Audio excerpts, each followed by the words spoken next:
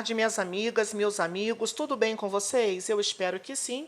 Hoje nós temos mais uma informação importante a respeito do auxílio-doença, tá? E aposentadoria por invalidez. Essa informação é do Jornal Contábil e eu vou te mostrar, quero que você entenda, através da minha interpretação, as regras mais importantes do auxílio-doença e aposentadoria por invalidez. Então vem comigo e vamos ficar mais bem informados. Vamos ver o que diz a informação de hoje.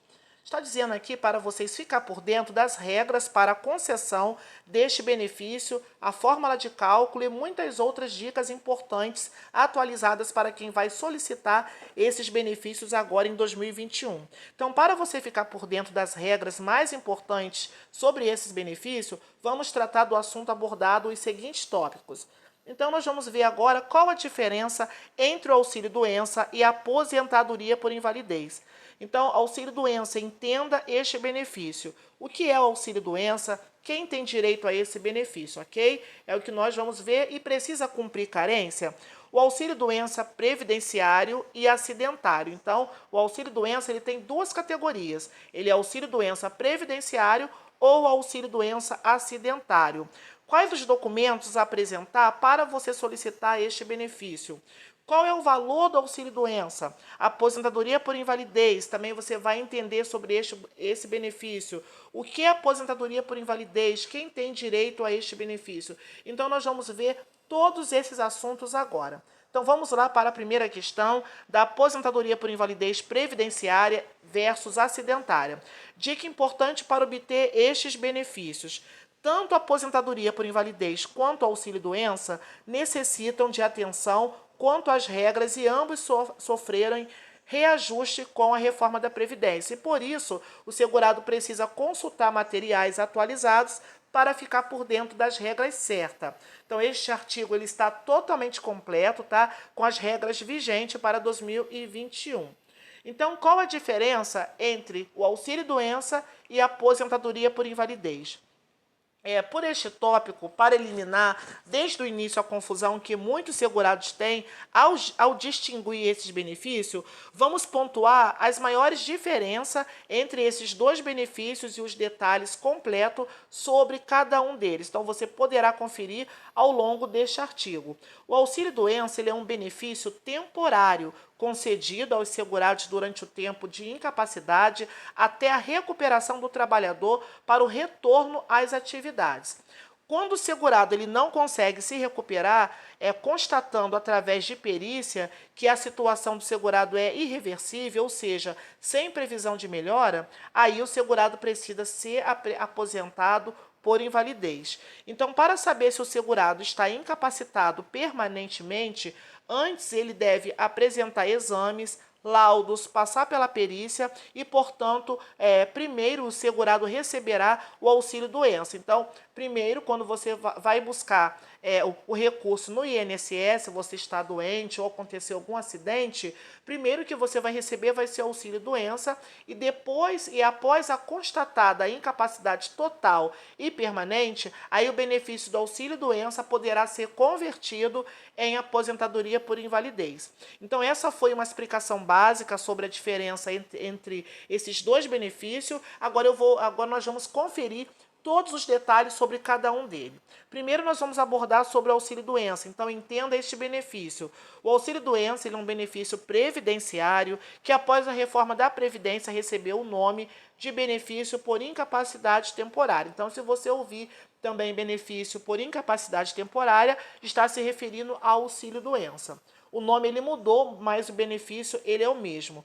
Então, para facilitar a associação, vamos continuar utilizando o termo de auxílio-doença no decorrer deste artigo.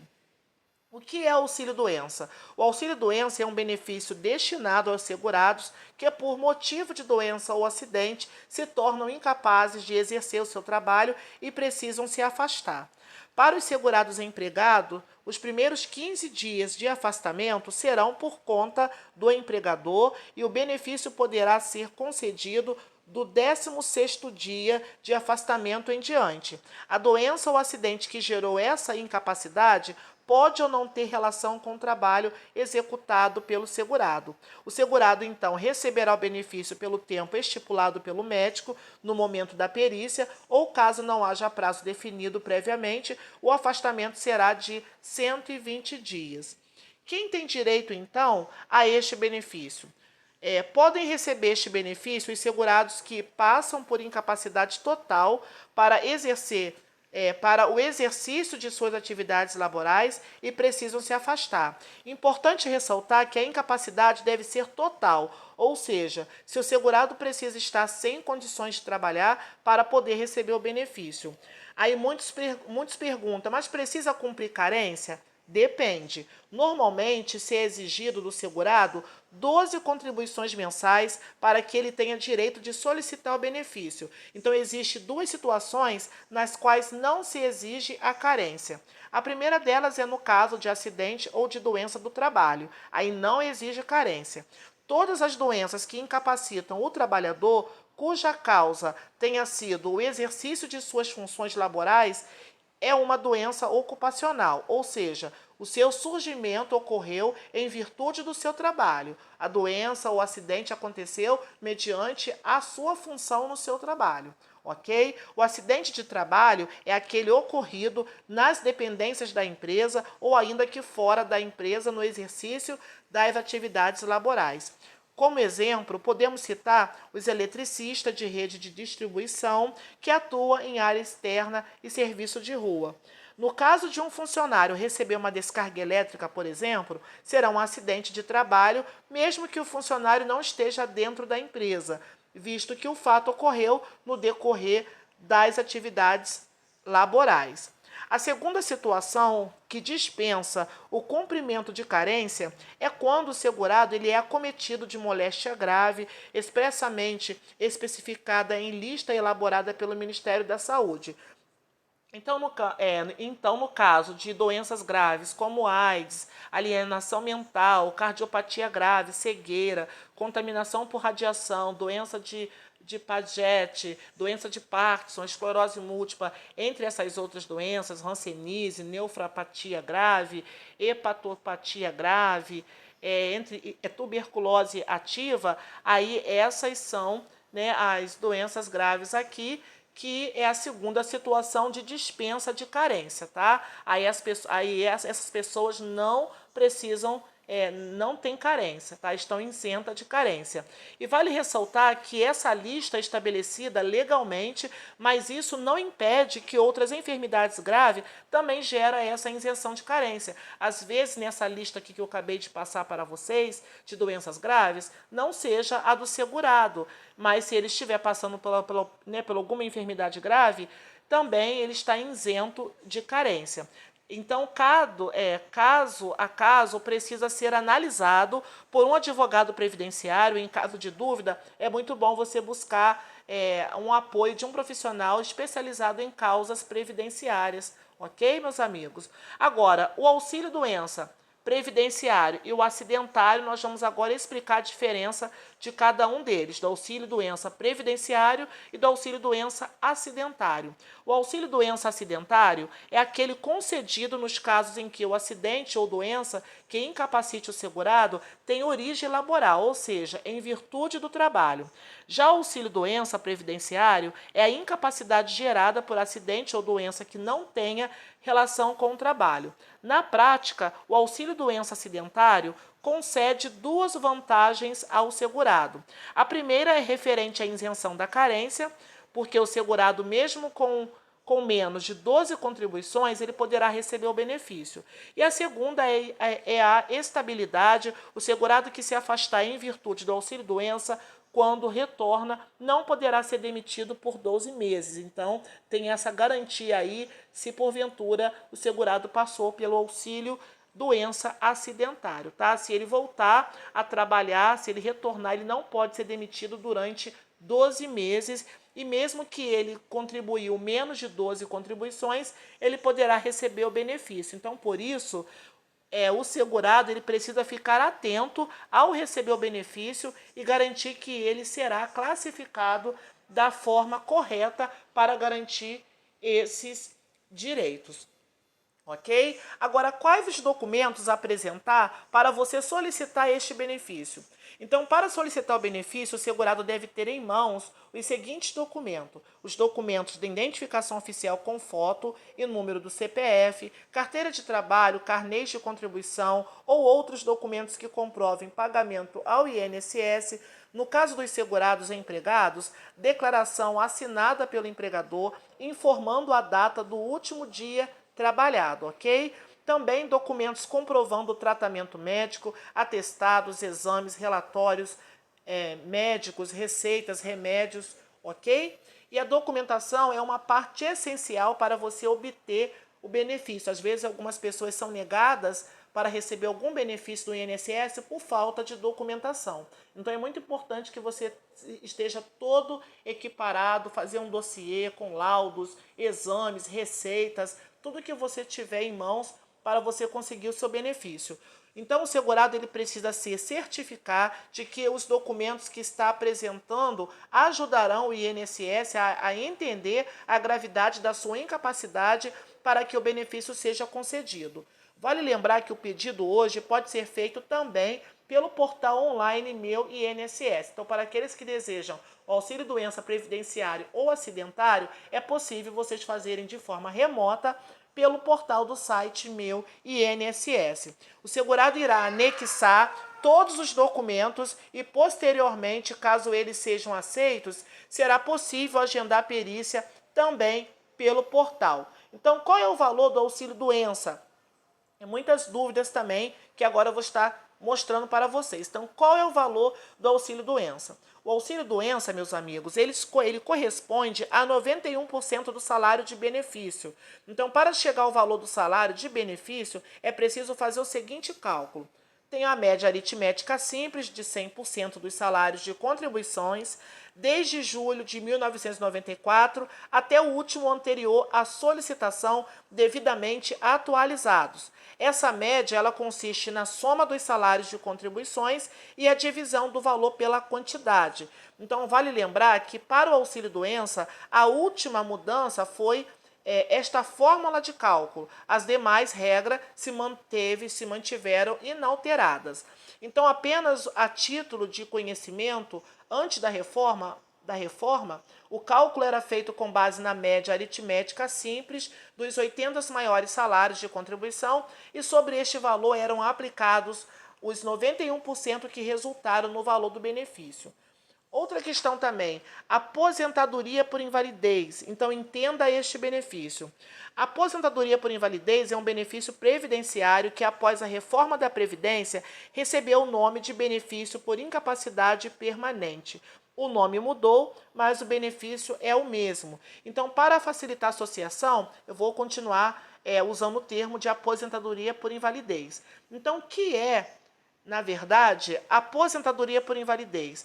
Ela é um benefício destinado aos segurados que se tornam incapazes para executar suas atividades e suas condições de saúde e também não permite uma readaptação do segurado. Então, dessa forma, ainda que o segurado não tenha atingido o tempo para a aposentadoria convencional diante do seu estado de saúde, ele poderá se aposentar por invalidez e antes do tempo previsto para a aposentadoria comum. Quem tem direito a este benefício? Para ter direito a este benefício, o segurado precisa preencher os requisitos de incapacidade total e permanente. A incapacidade total significa que o segurado não possui condições de voltar ao trabalho que exercia anteriormente e também não pode ser readaptado. Essa readaptação ela ocorre quando o segurado não possui condições de voltar às suas atividades exercidas anteriormente, mas consegue ser readaptado em outras funções que se adaptem melhor às suas condições de saúde. E além de total, a incapacidade deve ser permanente, ou seja, deve ser considerada incurável, irreversível ou sem previsão de recuperação. Então, a maioria das pessoas que têm direito à aposentadoria por invalidez, ela acaba identificando essa situação enquanto recebe auxílio-doença e faz o tratamento.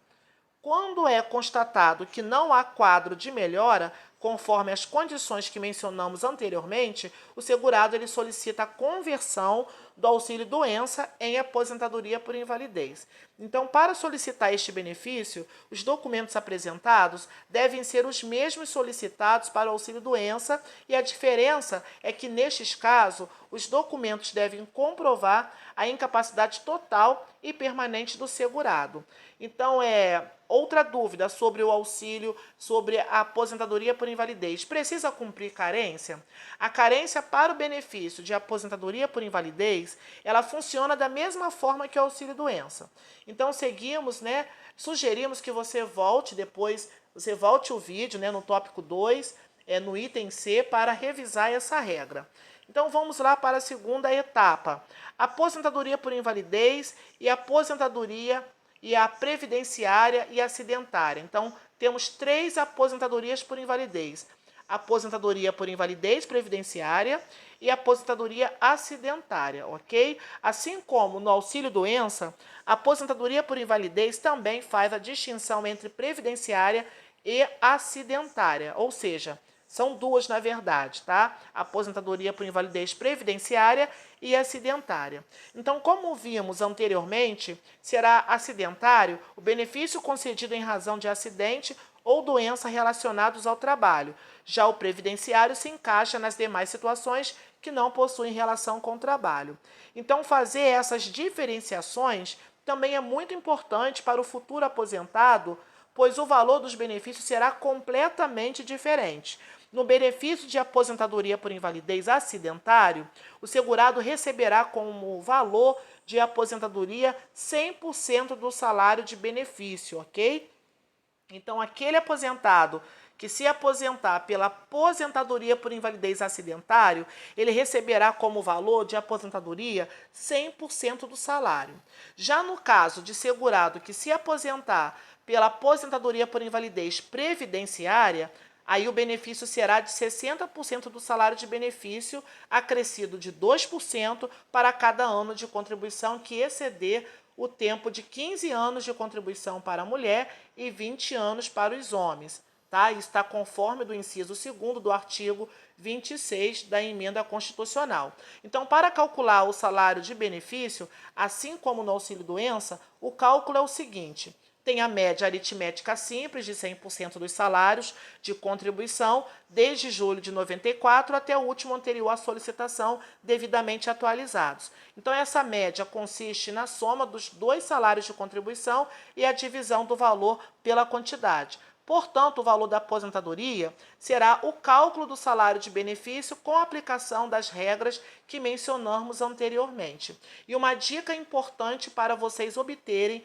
estes benefícios. Os benefícios por incapacidade, seja o auxílio-doença ou aposentadoria por invalidez, são benefícios que exigem alta comprovação para a concessão, ok? Precisa ser comprovado com exames, com laudo, com perícias para ser concedido.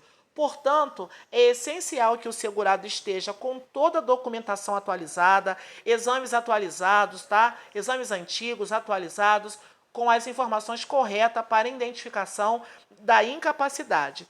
Caso o segurado tenha dificuldade em comprovar a sua situação ou identificar que a situação que ele atravessa é passível de aposentadoria ou auxílio, o apoio de um advogado previdenciário será de grande ajuda para a análise correta do caso concreto e identificação dos meios legais para concretizar seus direitos. Então, se o INSS negar para você o auxílio-doença ou aposentadoria por invalidez, é recomendável que você venha buscar um advogado em causas previdenciárias para entrar com uma ação contra o INSS, para poder ali ser provado devidamente, corretamente, para que você venha a ter o seu benefício concedido.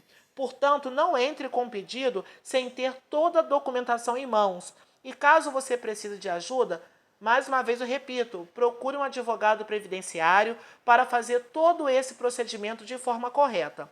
O benefício, quando solicitado, sem os documentos certos, gera atraso na concessão e mais prejudicado será o segurado. Então, tirou suas dúvidas sobre esses 2 importantes benefícios? Se ficou alguma dúvida, deixe nos nossos comentários, ok?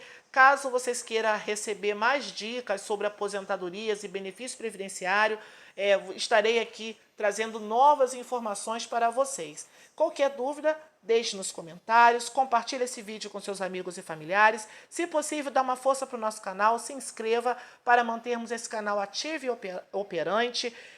Deixe o seu joinha para que o YouTube entenda que esse vídeo ele é relevante e assim ele possa continuar compartilhando com mais pessoas, ok? Tenha uma tarde abençoada e nunca se esqueçam, força, fé e coragem. Fiquem todos com Deus e até o próximo vídeo. Tchau, tchau.